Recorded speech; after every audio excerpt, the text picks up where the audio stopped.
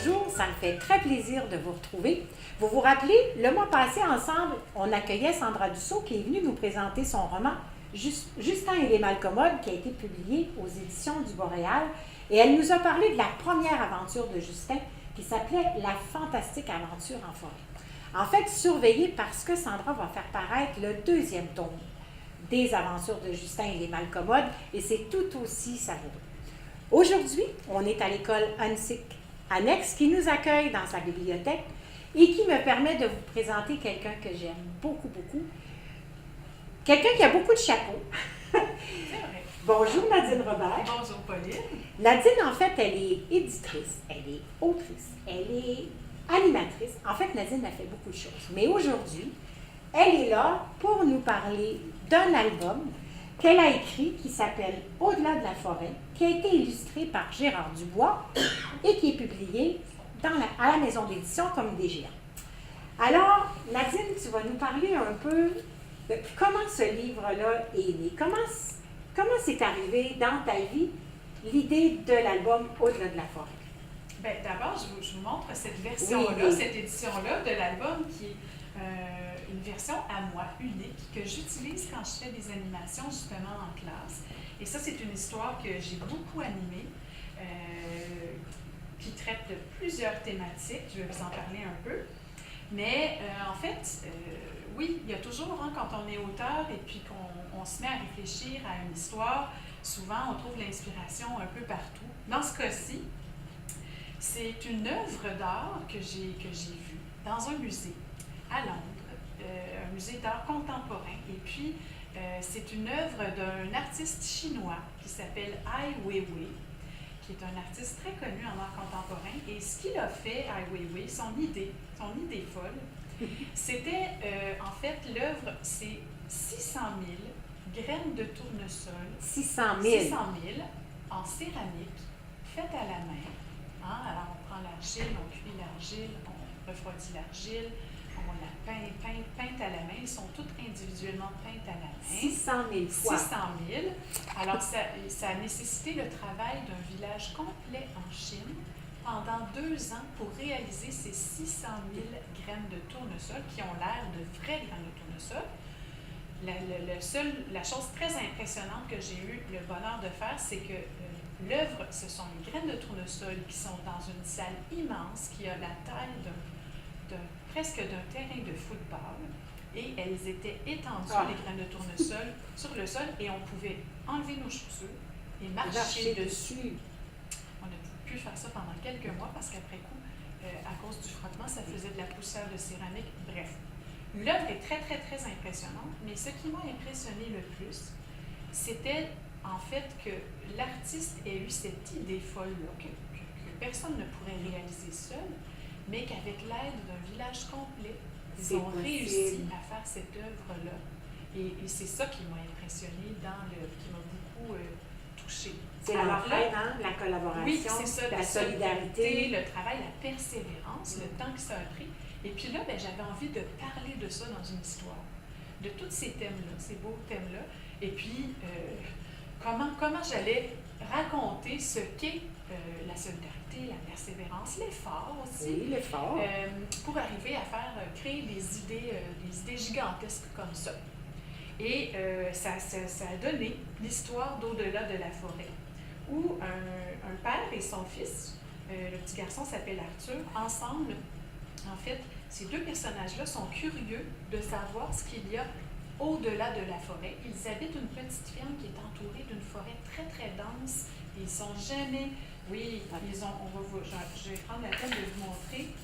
Alors, oui, ils habitent on voit ici la ferme d'Arthur et son papa, on voit la qui forêt, est au milieu dans une clairière d'une forêt très dense. Regardez cette forêt-là. Très, très touffue. Et c'est tellement dense, il y a même des histoires qui racontent qu'il y a des ogres et des blaireaux géants dans la forêt. Alors, personne ne s'est jamais aventuré dans cette forêt-là. Des fois, on pourrait ne pas revenir. On ne sait pas. Mais les villageois ont très, très peur d'aller dans cette forêt-là. Alors, ils restent toujours, dans le fond, dans la clairière, mais ils sont très curieux de savoir ce qu'il y a de l'autre côté, au-delà de la forêt. Alors, l'idée que le papa d'Arthur va avoir, c'est de construire une tour.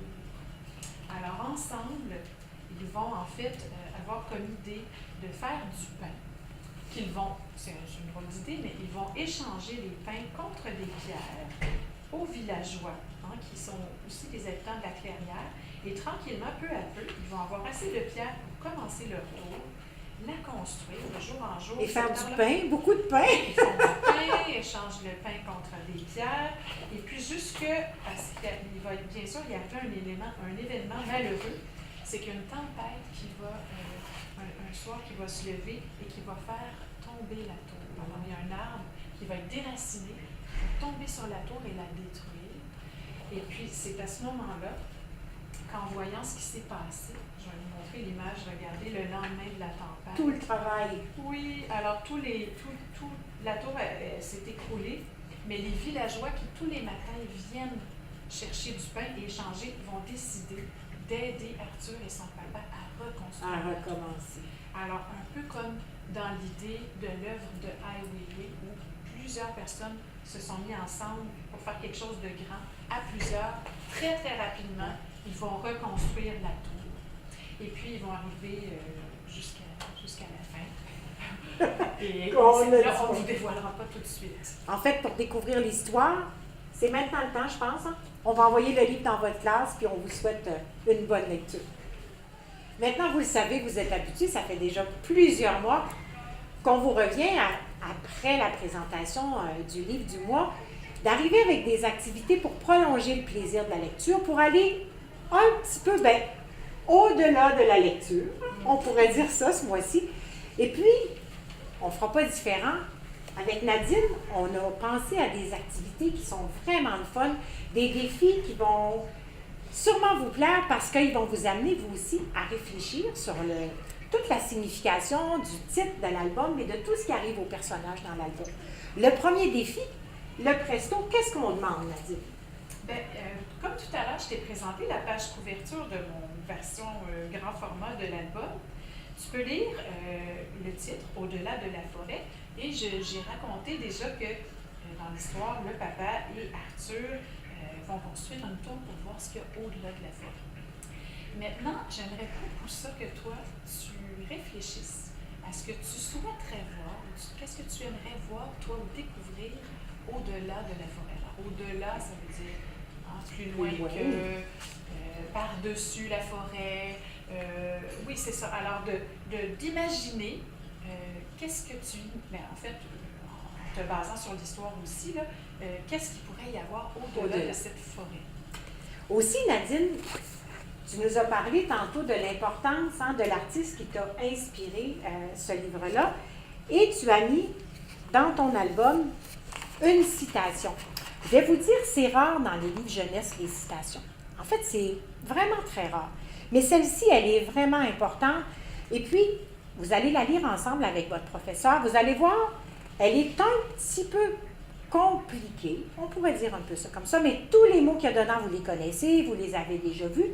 Peut-être même que vous les utilisez des fois aussi, ces mots-là. En fait, ce qu'on aimerait que vous fassiez ensemble, c'est partager qu'est-ce que ça vous amène à réfléchir, cette citation-là. Puis pourquoi vous pensez que Nadine, elle a mis ça dans ce livre-là.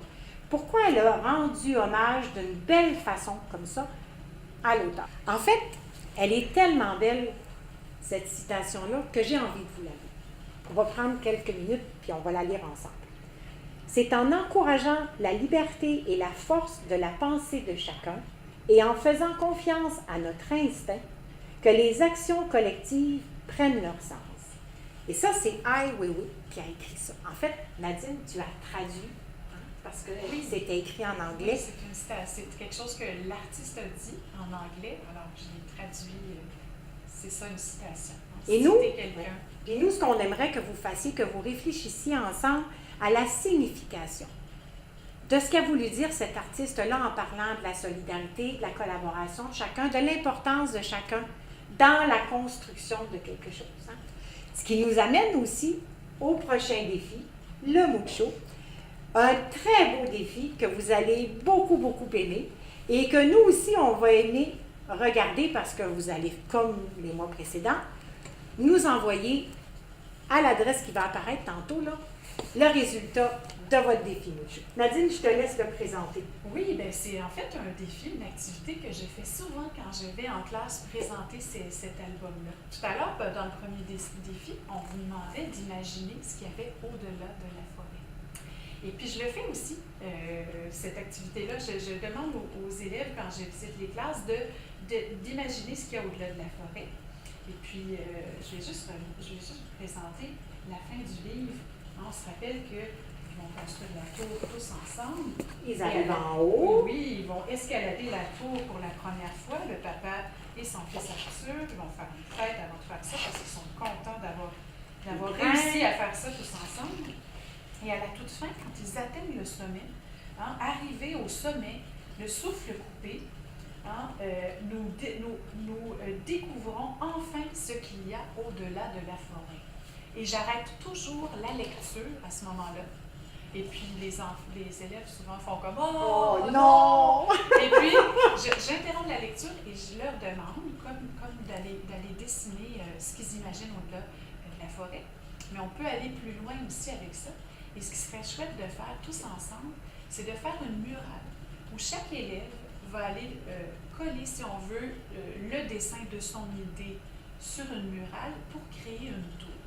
Alors, on peut faire le dessin sur un gabarit en forme de pierre ou de brique.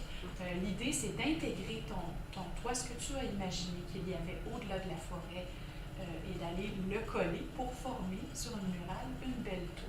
Avec les idées de chacun oui, des élèves de la classe. Chacun des élèves, et je sais qu'il va y avoir toutes sortes de choses différentes et surprenantes et touchantes et tout ça. Alors, tous ensemble, ce serait chouette que, comme les personnages de l'histoire, vous réalisiez cette belle tour, cette murale. Et puis quand ce sera fait, ben prenez des photos, puis n'oubliez pas de nous les envoyer à l'adresse qui apparaît en bas de l'écran, parce que nous, vous le savez, on adore voir le résultat de ce que vous faites, votre imagination, et puis surtout votre fabuleux travail d'équipe. Là-dessus, il me reste à te remercier infiniment, Nadine, d'avoir été avec nous aujourd'hui. Ça me fait plaisir. Et puis à vous saluer, vous, puis à vous dire au mois prochain. Au revoir.